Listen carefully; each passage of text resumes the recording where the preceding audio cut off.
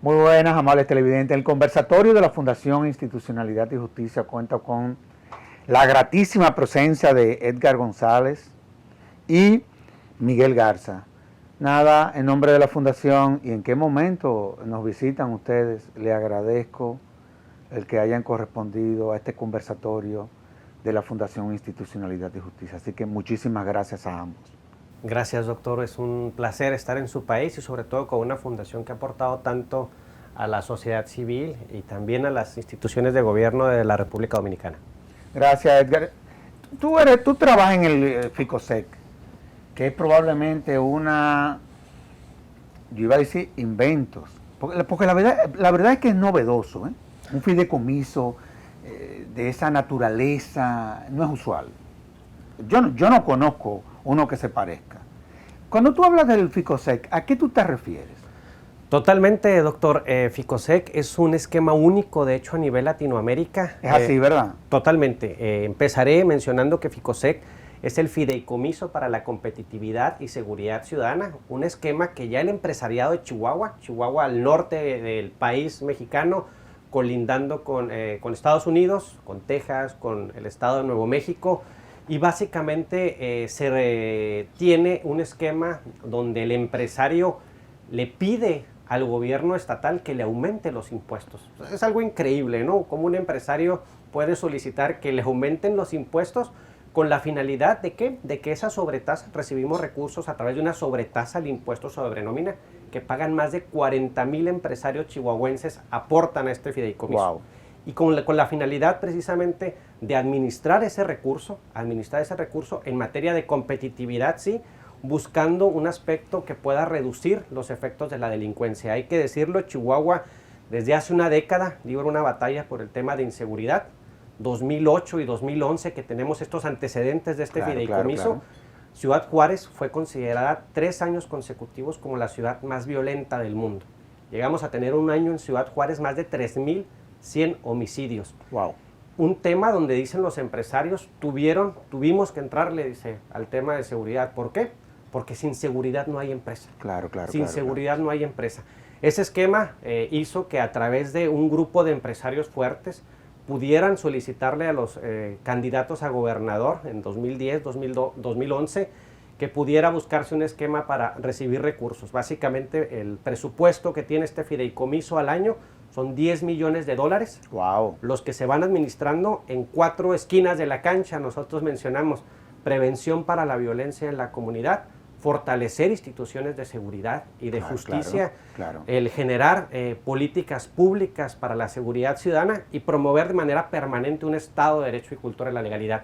Ese es el esquema que trae FICOSEC a través de un esfuerzo de un grupo de empresarios, de donde desde hace más de 10 años el tema de inseguridad lo rebasó. Se dieron cuenta que también las problemáticas los estaban alcanzando a ellos, porque muchas veces decimos, el gobierno y por ley tiene la obligación de atender a estas víctimas de la violencia, ¿no? Pero quien los atiende de manera directa es un empresario. Claro. Quien trabaja para el empresario es la viuda de aquel que pierde la vida. El huérfano está dentro de los planteles escolares. El empresario entendió eso. Fue sensible y buscó el esquema de que la competitividad no se perdiera. Ciudad Juárez y Chihuahua Capital estaban devastadas por el tema de extorsiones, cobros de piso, etc. No, y además, por ejemplo, nosotros hemos hecho ya 2 estudios de cómo impacta el tema de la inseguridad a todo lo que tiene que ver con las formas de hacer negocios. Y es increíble, por ejemplo, el costo que tiene para un emprendedor el tema de la seguridad. No fue probablemente la visión que sobre la seguridad se tuvo en el pasado fue equivocada, y me explico. Muchos creíamos que íbamos a resolver el tema de la seguridad de manera individual. Y nos dimos cuenta al final que la solución era colectiva. ¿Esa visión es correcta, Miguel? Claro, sí, sin duda. La visión de las causas del delito, de cómo hablar de los problemas de seguridad ciudadana, no se puede ver de otra forma si no es multicausal, ¿no? Si es no es una sola la causa de la delincuencia, ni tampoco una sola la solución, porque es un problema tan complejo que tendríamos que indagar niveles de victimización, cuántas personas son victimizadas, en qué lugares, en qué horarios, y luego si uno ve por qué alguien incursiona al mundo del delito. El componente educativo, los niveles de hacinamientos. De exclusión social. Claro, claro. Y luego se complica más porque, por ejemplo, en mi caso mexicano, por mucho tiempo se habló de órganos de readaptación social, como si quien delinque está desadaptado de la sociedad, pero luego pues se cambió por el concepto reintegración social, porque resulta que a lo mejor no está tan desadaptado, simplemente obedece pues a una realidad social de exclusión, a una realidad de su propia vida, que para salir adelante pues se tiene que identificar con sus pares y a lo mejor es delinquiendo, que se tiene que destacar en su comunidad y tener protagonismo social y a lo mejor es delinquiendo, que tiene que tener ciertos zapatos que son muy caros y que no puede acceder si no comete un delito, y entonces incursiona. Pero es una persona funcional, inteligente. Ahora, cuando uno ve, por ejemplo, cómo estamos en pandemia, y evidentemente y parecería que es otra más, otra modalidad de la pandemia, me refiero a todo lo que es esa violencia intrafamiliar que ella ha desatado. Yo creo que México no es la excepción. Ha pasado en todos los países, yo creo que casi del mundo, incluyendo España, que tiene un problema también de violencia intrafamiliar. ¿Cómo ustedes han venido abordando ese problema? Porque, te lo digo, porque aquí nosotros hemos creado, en el marco de ese fenómeno, digámoslo así, a mujeres que han sido agredidas por sus parejas, espacios de protección a los fines de que no sigan siendo agredidas. Sin embargo, a mí siempre me ha chocado que sea a quien se agredió, al que se saque del hogar y se deje en el hogar, al que cometió la agresión. ¿Cómo ustedes han venido abordando eso en México? Porque a mí en lo personal me llama la atención que sea la víctima la que sufra doblemente las consecuencias de una agresión contra ella. Sí, los datos, efectivamente, doctor, México no es la excepción. Esta pandemia, que no es una variable el COVID, sino una constante, datos históricos en 2020 que tenemos relacionados, lo que se hace, por ejemplo, dentro de las intervenciones que tiene este fideicomiso, es primero hacer visible algo invisible, ¿no? Generalmente solemos irnos con los delitos de más alto impacto, que es el homicidio, los diferentes delitos patrimoniales, pero la base que genera ese tipo de delincuencia está en nuestra cancha, está en la casa, está en la comunidad, en el barrio, en la escuela. Por ejemplo, en el estado de Chihuahua, al norte, tenemos un programa muy especial, no solo atender el tema de las víctimas de violencia, que desgraciadamente la mayor parte son mujeres, buscamos atender al agresor. De otra manera, a través de terapias cognitivo-conductuales, buscamos modificar ese tema que muchas veces en Latinoamérica tenemos arraigado, esas culturas machistas, y sacar esa parte que hace que el agresor suela considerar que está en su derecho o que considera a una mujer como propiedad, no accesorio.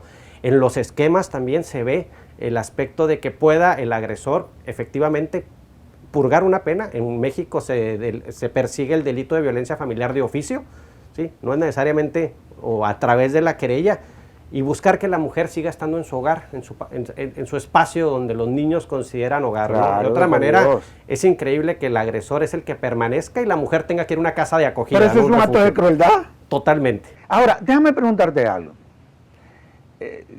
Volviendo al FICOSEC. Porque lo que me ha llamado la atención, por ejemplo, de ese modelo, ¿cómo se logró que el Estado, tú sabes que al Estado no le gusta desprenderse de nada, y menos de lo que tiene que ver con recaudación de impuestos? ¿Cómo ustedes lograron administrar desde el fideicomiso los impuestos que se generan a través del fideicomiso? ¿Cómo ustedes lograron eso? Porque generalmente el Estado no cede ese tipo, no transfiere Eso no es normal. ¿Cómo ustedes lograron eso? Sí, esta sobretasa que da vida a este fideicomiso, si no estuviera esa sobretasa, iría directamente a las utilidades del empresario, no del gobierno. El gobierno ya recauda esa tasa al impuesto sobre nómina, los empresarios lo pagan. Esta sobretasa, si no existiera, no iría a las arcas de gobierno, sería las utilidades precisamente del empresario. Por eso el gobierno como que dice, ok, esa parte es tuya. Se logró a través de un consenso. Ya hay un antecedente en Chihuahua. La Fundación del Empresariado Chihuahuense hace casi 30 años, a causa de un desastre natural, pidió que se le cobrara más con el objetivo de ayudar a las familias que perdieron patrimonio y la vida en ese acontecimiento natural. El camino ya estaba recorrido.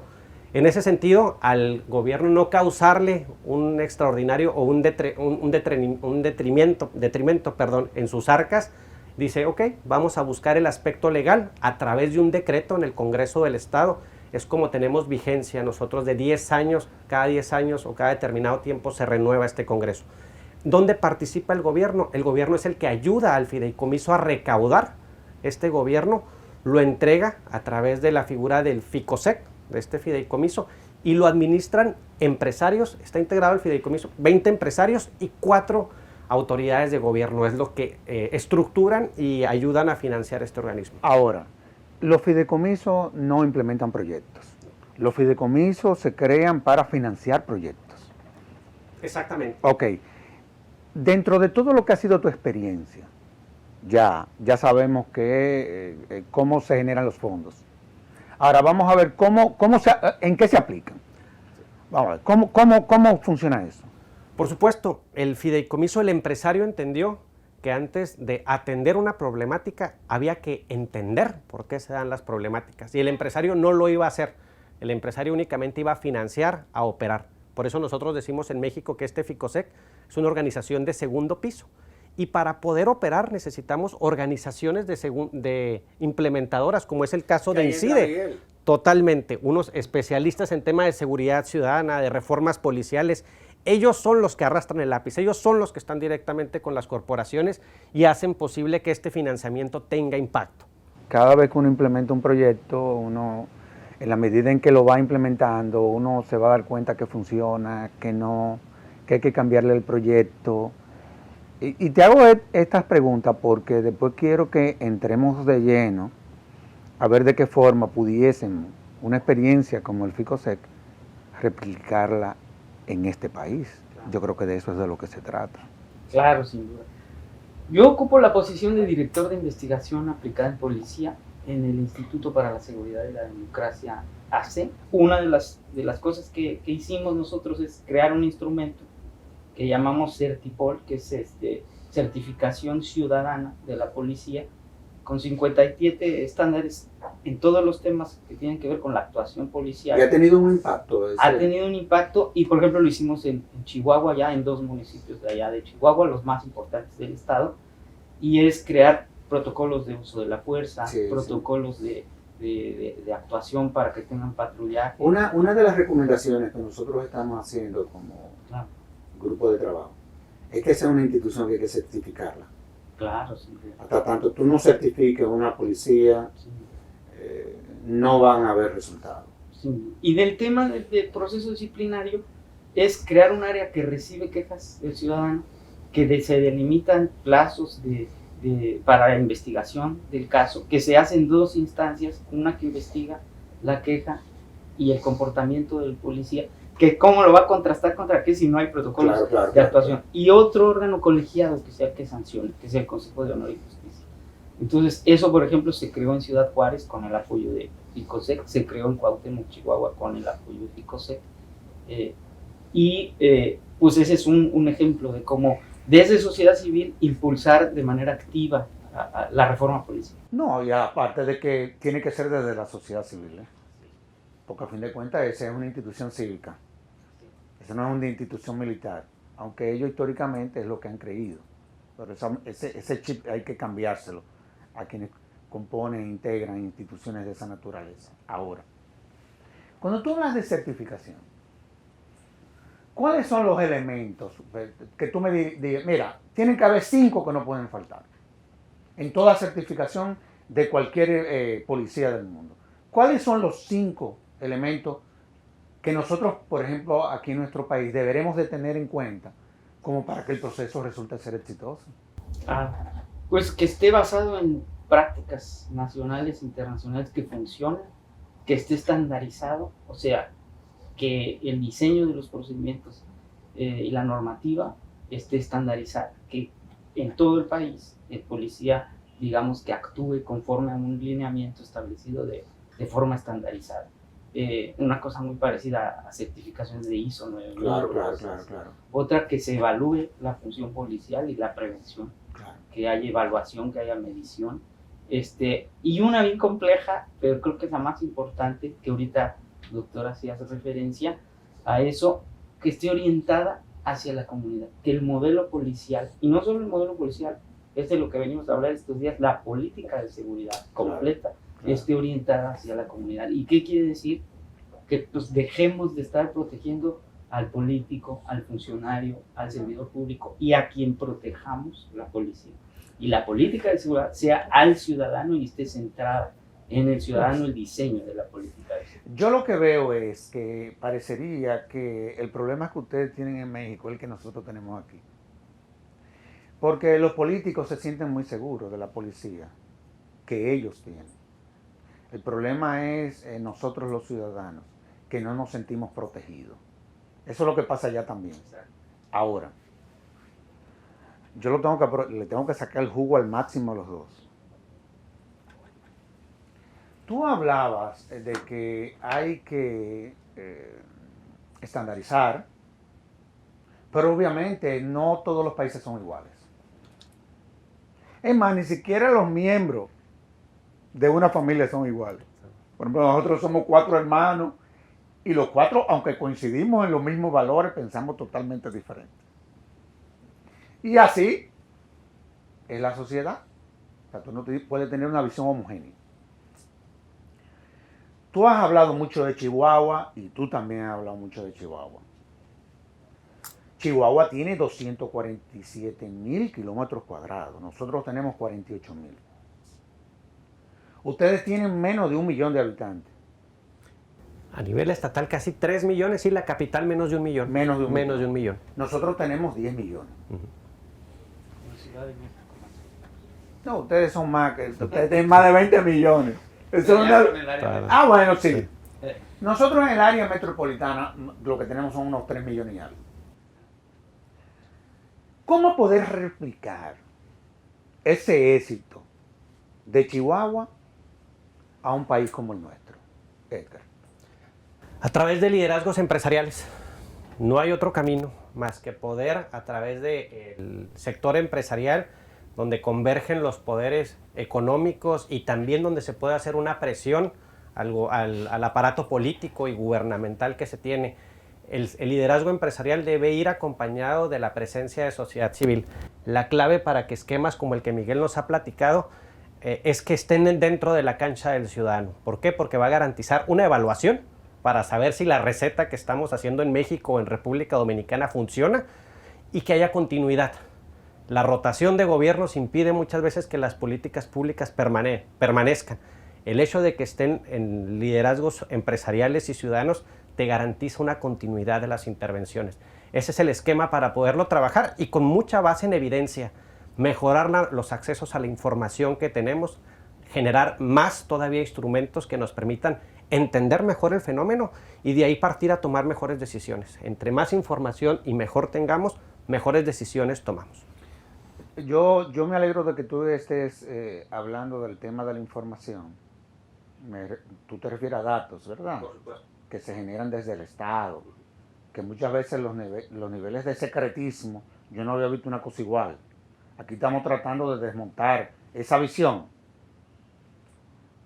y por lo menos parecería que se están dando cuenta que esos datos para lo que sirven es para tú diseñar políticas que puedan contribuir a tú darle respuesta al tema de la seguridad. Yo creo que ya lo están entendiendo aquí, porque los niveles de secretismo tú no te lo puedes imaginar. Ahora,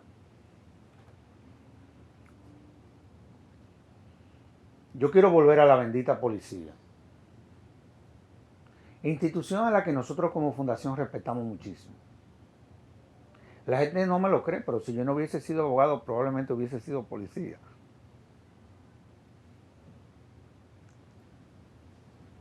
Cuando tú analizas las reformas policiales que resultaron ser exitosas en América Latina, tú te encuentras que tuvieron un denominador común, o varios denominadores comunes.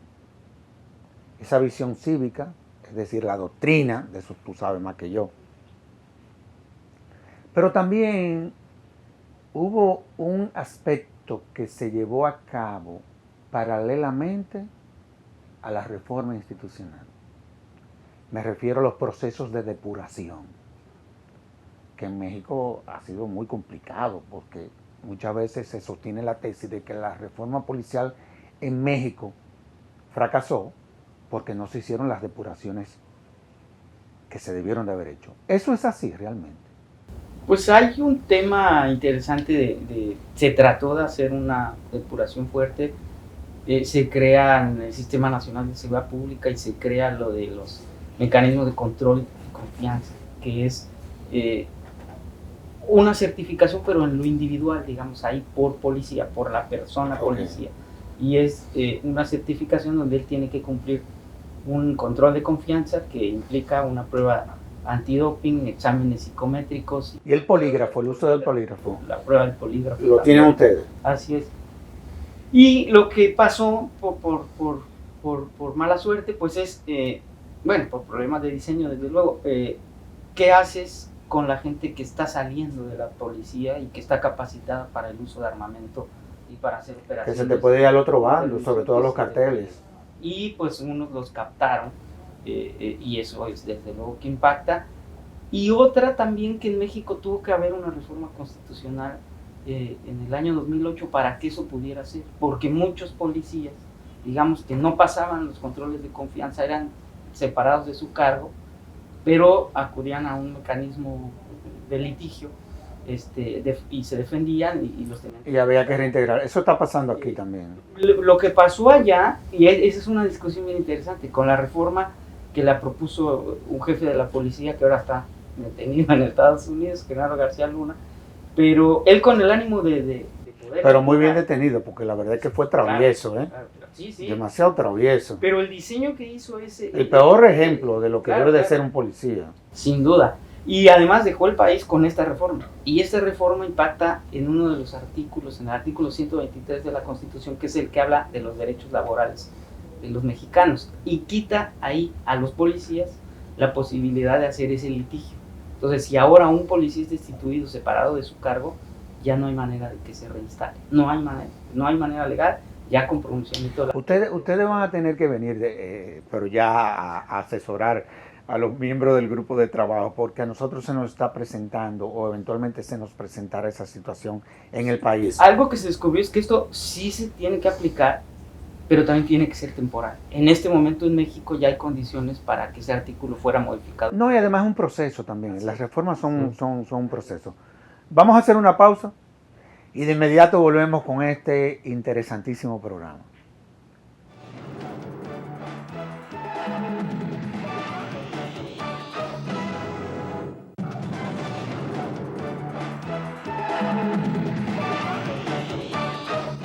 Edgar, México tiene una situación que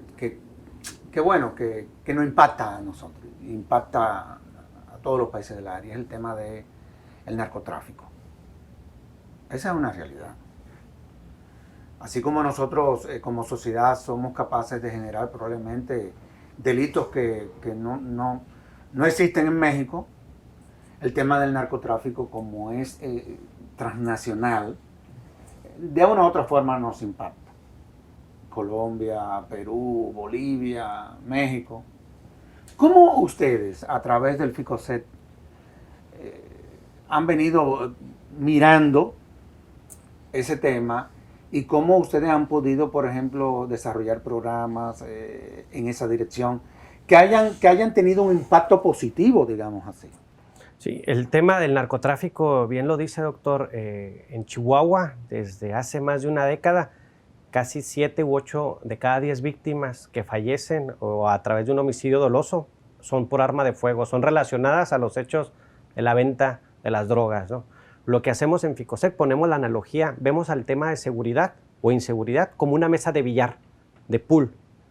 ¿Qué pasa? Cuando todo el tema, toda la fuerza del Estado o de la sociedad va directo a esa bola blanca que es el objetivo de la seguridad, corres el riesgo de ir las dos bolas a la buchaca.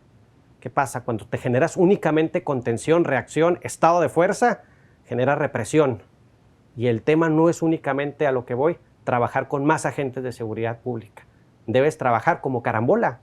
Es decir, apostarle a disminuir los factores de riesgo en la población. Claro. Apoyar proyectos de educación, de salud mental, por supuesto, ver la salud mental como algo toral, algo trascendental para reducir esos efectos de adicciones, por ejemplo, otro tema relevante, apostarle a desarrollos económicos dentro de la comunidad.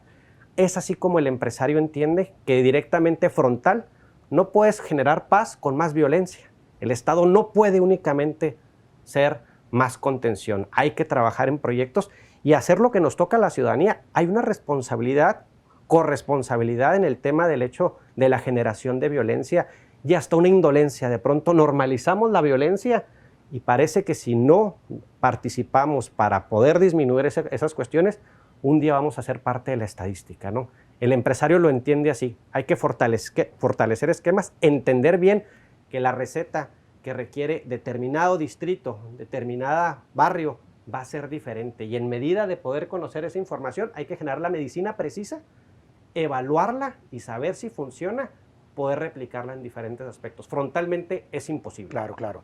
Ahora, la verdad es que hay que tener en cuenta tantos factores cuando uno habla del bendito tema de la seguridad. Es una cosa impresionante.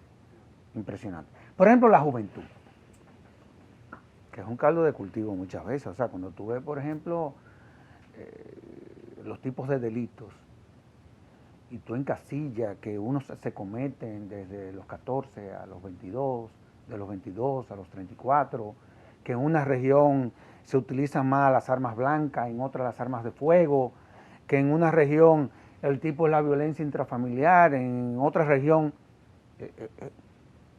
es una verdadera locura. ¿Cómo tú has podido, por ejemplo, identificar proyectos en esa dirección? Porque la verdad, y cómo tú has podido, por ejemplo, también, en el marco de proyectos, te lo digo porque nosotros estamos implementando un proyecto aquí, con fondos de USAID, que para mí es uno de los proyectos más exitosos y que mayores impactos haya tenido, no solamente en el país. El coordinador es Luis Soto, yo no sé si ustedes lo conocen, un tipo, un tipazo. Y él ha logrado a través de unos pilotos que se han implementado, generar desde el Estado la confianza para que ese programa se replique, yo te diría que a nivel de todos los municipios que existen en el país, 158. Y el programa logró, porque aun cuando hay un decreto que estableció la creación de esas mesas, unas mesas de seguridad, ciudadanía y género, el decreto decía que esa era una mesa que iba a ser conformada por los alcaldes, como es lógico, los gobiernos locales, pero instituciones de la sociedad civil, empresariales, instituciones del Estado, que son los que le deben de dar respuesta al tema de la seguridad desde el Estado. Y el proyecto logró generar entusiasmo entre todos estos sectores y evidentemente desde que el proyecto comienza a tener un impacto positivo. ¿Cómo tú ves esa experiencia y cómo tú pudieses, en el marco de lo que tú has venido implementando en México, cómo tú pudieses traernos algunos elementos que nosotros pudiésemos utilizar desde la Fundación para que todavía sea más exitoso experiencia de ese tipo? Sí, sin duda, una de las cuestiones que es importante trabajar es prevención en un nivel terciario, digamos. ¿Verdad que sí? Trabajar con jóvenes en conflicto con la ley penal, trabajar con quien está ya incursionando en el mundo del delito o está en situación de riesgo por entrar a hacer actividades delictivas. Y ahí, pues otra vez, es integral esa intervención, porque hay que mejorar oportunidades de capacitación y empleo. Pero una cosa clave, que creo que es lo que puedo yo comentar que hemos hecho desde INCIDE alguna vez, es cómo hacer protagonismo social juvenil, para que quien delinque no solo delinque ni porque está, ya decía yo hace rato, desviado, enfermo, es un criminal desdichado, ¿no? Sino también porque lo que quiere es tener protagonismo social, juvenil. Además ya purgó la pena. Identificarse. Por Dios. Sí, y qué hacemos también con los que salen estigmatizados, que no consiguen trabajo, y cómo se hace. Y en el caso mexicano, es bien triste ver que las instituciones del Estado, las policías en sus áreas de prevención, no quieren trabajar con esa gente. Es más fácil trabajar con las víctimas, trabajar prevención primaria. Pero que ellos son los que mayores aportes pueden hacer. No, y además ahí se focaliza la política de prevención. Pero claro. Y es un golpe más certero y se hace eficiente el uso de Pero ¿cómo se aprende la vida? Tropezando, Así es. pienso yo. Así es. Sí. Y digo, y una de las formas que pues vamos a compartirles en las siguientes semanas que estemos acá, creemos nosotros como una perspectiva de redes sociales. O sea, entender el entramado. Esos jóvenes tienen una posición en la comunidad y tienen vínculos que los unen con otros nodos de esa red que son otras personas. Y unos vínculos, ¿no?, podría ser en positivo y otros en negativo, unos los invitan a delinquir, pero otros hacen que se detengan, ¿no? Y si uno hace, por ejemplo, metodologías de evaluación como historia de vida, diseño de una trayectoria de vida, y uno encuentra ahí, pues el poder de la contención de factores de protección como el nacimiento de su primer hijo, y ahí se detiene la carrera criminal. Cuando hay oportunidades de protagonismo, programas muy exitosos, por ejemplo, en Argentina les llevaron a chavos en situación de riesgo a jugar fútbol en pasto con árbitros de la primera división argentina. Entonces decían, el cuate que te está pitando el juego donde te venimos a invitar a jugar, a integrar un equipo, es el mismo que le pitó el juego a Maradona. Y Maradona nació en la misma villa donde vives tú, ¿no? Y después se fue a Nápoles a jugar. Entonces, cosas de esas que nunca se reconocen en un joven y que más bien no te acerques, ¿no? Ayer nos decían, llegando a Dominicana, hay zonas en Dominicana donde mejor no vayas porque te colocas en situación de riesgo, como en México y como en cualquier país, ¿no? Y después de las 8 de la noche, pues no vas porque si pasa o no pasa el hecho delictivo no sabemos, pero ya el acercarte a ciertas personas con características, dices, mejor no me acerco. Eso es estigmatizar y eso es algo que tiene que acabar. Y si me permite, Miguel, Pero doctor, por supuesto. Efectivamente los jóvenes en México y a nivel mundial, la población entre 15 y 29 años es la más afectada. Es la donde más se cometen los suicidios o cometen suicidios la población joven. Es la carne de cañón a los grupos criminales, los jovencitos. Es la edad donde se empieza el consumo de adicciones de una manera mayoritaria. Hay unas respuestas muy interesantes del Estado junto con sociedad civil y que esperamos nosotros también puedan ser aceptadas dentro de su país. Y una viene muy interesante del Poder Judicial. El Poder Judicial instauró unos tribunales de tratamiento de adicciones. ¿Qué son estos tribunales? Buscan no solo criminalizar eventos donde haya estado relacionado el consumo de una droga. Por ejemplo, los jóvenes, un joven bajo los influjos de alguna droga va y asalta un negocio de abarrotes, un negocio de comercio, ¿sí? Entonces, generalmente el Estado hace que este joven cumpla una sanción que está determinada en un código penal. Ahora es entender por qué el joven, ir a esas causas que originaron que el joven haya cometido ese delito bajo el influjo de una droga. ¿Qué opciones le da el Estado a través de organismos de la sociedad civil? Atender la problemática, no criminalizar el evento delictivo, atender la problemática para evitar la reincidencia de ese jovencito. Estas son cuestiones muy interesantes donde a través del Poder Judicial y sociedad civil se busca llegar a esas causas de la violencia. De otra manera, es un círculo donde nunca va a haber el recurso para poder contener el esquema de voluntad. No, pero definitivamente. Yo estoy totalmente de acuerdo, o sea, con el razonamiento que ustedes están planteando, porque creo que es ahí donde hay que hacer el trabajo. Pero es al Estado que hay que trabajarlo, porque es desde el Estado que desde el Estado se implementan ese tipo de visiones, de estar marcando cuando ya la gente cumplió. Yo sostengo la tesis de la cantidad de errores que yo he cometido en mi vida. Yo sé que yo voy para el purgatorio, ¿eh? Eso está claro. Al infierno yo no voy, pero al purgatorio me voy a pasar un par de meses ahí. Pero probablemente han sido esos errores lo que me hayan permitido estar aquí haciendo estos programas como ustedes, por Dios. Yo creo que ese tipo de visión hay que desmontarla. Ahora, Edgar, la Fundación Institucionalidad y Justicia, FINJUS, es una institución cuyo consejo está conformado. Por eso la relevancia de este programa. Precisamente el consejo está conformado por empresarios. Y tú sabes que se dan alianzas entre lo público y lo privado. Ustedes a través del fideicomiso han podido, por ejemplo, desarrollar o incentivar o diseñar mecanismos que puedan eventualmente fortalecer ese lazo público y privado. Por supuesto, no vemos el desarrollo y el mejoramiento de la seguridad y la competitividad de un Estado si no va de la mano de gobierno. De nada nos interesa la generación de información únicamente para criticar, para debilitar a un Estado en cuanto a su política de seguridad pública o ciudadana, ¿no? Uno de los ejes fundamentales del fideicomiso es el fortalecimiento de instituciones. El 40% del recurso que se destina de FICOSEC se destina precisamente a capacitar a ministerios públicos, capacitar a jueces, capacitar a agentes de seguridad pública. No hay otro camino más que las instituciones del Estado puedan estar fortalecidas y que se permita esa evaluación, esa retroalimentación por parte del sector empresarial y sociedad civil. Claro, Esos claro. esquemas el gobierno lo ha entendido porque ha sido tanta la criminalidad y violencia en el estado de Chihuahua que las autoridades han entendido que no se pueden solas. Y ha sido tanto esta vorágine, esta ola, que el empresario ha entendido que desde únicamente el sector económico, si no va de la mano con el gobierno, el tema no va a cambiar. Creo que ahí ha habido una buena concordancia.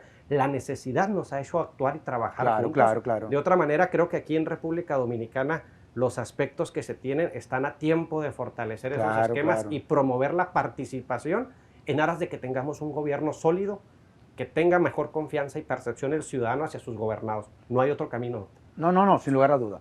Ahora, alianza público y privado. Pero también en todo lo que son estos procesos, y de eso tú sabes más que Edgar y que yo, te ha pasado tu vida en eso. También hay que generar alianzas comunitarias. Eso es fundamental. ¿Cómo ustedes han podido articular mecanismos que hayan, por ejemplo, contribuido a generar y a fortalecer esa alianza comunitaria? Pues un poco ya lo platicaba Edgar, es dialogando con el Estado y dialogando con las comunidades. Y en INCIDE también creemos en esa forma de incidir. No vemos otra posibilidad si no se logra sentar en la misma mesa a las autoridades, a la comunidad, pero ya una vez que uno también trabaja con las autoridades para que estén dispuestos a escuchar y a solucionar cosas, ¿no? Otra vez, parte de lo que venimos a compartirles acá estas semanas que siguen, se oye muy sencillo, pero por lo menos en el caso mexicano fue todo un hito que ocurriera eso, ¿no? Que está ocurriendo todavía, no se consolida, pero es una metodología de solución de problemas locales, que la reforma policial y la prevención comunitaria del delito tiene que ser local y trabajarse desde el barrio, al revés, digamos para arriba, ¿no? Desde el barrio empezar, al municipio y luego en el ámbito nacional. Pero con una metodología que se establezcan acuerdos, se asignen responsabilidades y luego se revisen esas tareas. Porque por lo menos en México la gente va a una reunión vecinal de seguridad, va la policía, a veces hasta el Ministerio Público y el fiscal llegan a la reunión, y el alcalde en algunas ocasiones, pero entonces es la misma dinámica siempre, ¿no? Empieza la gente a quejarse, empiezan a prometer, los otros anotan, se van, y pueden pasar 6 meses y regresan y no se solucionó absolutamente nada, porque no hay esa metodología de establecer acuerdos. INCIDE. ¿Existen instituciones similares en otros países en América Latina? ¿O INCIDE es una institución como el fideicomiso que dirige Edgar, que son novedades que solo existen en México? Pues sí, me atrevo a decir que sí. Incide recibió un premio, recibimos un premio de la Fundación MacArthur, precisamente por una práctica de innovación en reforma policial en Latinoamérica. Ok, entonces ahí va la pregunta. Nosotros como fundación manejamos muchos temas. Inclusive Finjus está rankeada en el puesto número 81 entre los think tank de América por el Centro de Pensamiento de la Universidad de Filadelfia en los Estados Unidos. Y manejamos defensa pública, Escuela Nacional del Ministerio Público, Sistema de Justicia, Policía, etcétera, etcétera, etcétera. ¿Tú no crees que sería una buena idea que desde la Fundación pudiésemos diseñar un capítulo INCIDE República Dominicana que pueda eventualmente replicar todo lo que ustedes hacen allá en este país? Te pregunto. Sí, claro que sí. O te lo voy a dejar de tarea. Sí, claro. Te lo voy a dejar de tarea. Claro. Edgar Miguel, en nombre de la Fundación Institucionalidad y Justicia, se quedaron muchos temas, pero la verdad es que es apasionante este tema, sobre todo para quienes nos gustan, ¿no? Y creemos en estas cosas, Le voy a decir a Luis Soto, que fue el que me puso en contacto con ustedes, le voy a decir que fue un lujo para la Fundación tenerlos a ustedes dos en este programa. ¿No se imaginan lo importante que ustedes estén en esta coyuntura en nuestro país tratando temas de esa naturaleza? Así que en nombre de Finjus y en nombre de mi país le agradezco la visita. Doctor, muy agradecidos. Gracias. Muy honrados de poder compartir. Muchas gracias. Y a ustedes, amables televidentes, les decimos hasta la próxima, en donde estaremos en un nuevo conversatorio de la Fundación Institucionalidad y Justicia. Hasta entonces.